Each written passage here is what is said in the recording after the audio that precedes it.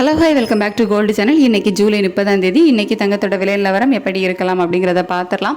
நேற்றுக்கு ஈவினிங் நம்ம விடியோ போட்டிருந்தோம். தங்கத்தோட விலை சர்வதேச அளவில் அதிகரித்து தான் காணப்படுது. யூஎஸ் டாலருக்கு நிகரான இந்திய ரூபாயோட மதிப்பும் நமக்கு வீழ்ச்சி ஆகிருக்கு. இந்த மாதிரியான காரணங்களால் தங்கத்தோட விலை நாளை அதிகரிக்கலாம் அப்படிங்கிற மாதிரி நேற்றுக்கே நம்ம சொல்லியிருந்தோம். இப்போதைய நிலைமை எப்படி இருக்குது அப்படின்னு பார்த்தீங்கன்னா, மறுபடியும் சர்வதேச அளவில் தங்கத்தோட விலை அதிகரிச்சுட்டு தான் இருக்குது. அதே மாதிரி யூஎஸ் டாலருக்கு நிகரான இந்திய ரூபாயினோட மதிப்பு கிட்டத்தட்ட 30 பைசா இந்த அளவுக்கே வீழ்ச்சி அடைஞ்சிருக்குது.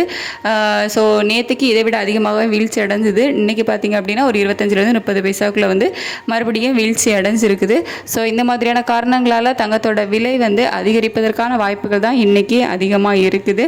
ஒரு 50 ரூபா வரைக்கும் இன்றைக்கி ஒரு கிராமுக்கு விலை அதிகரிப்பை நம்ம எதிர்பார்க்கலாம்.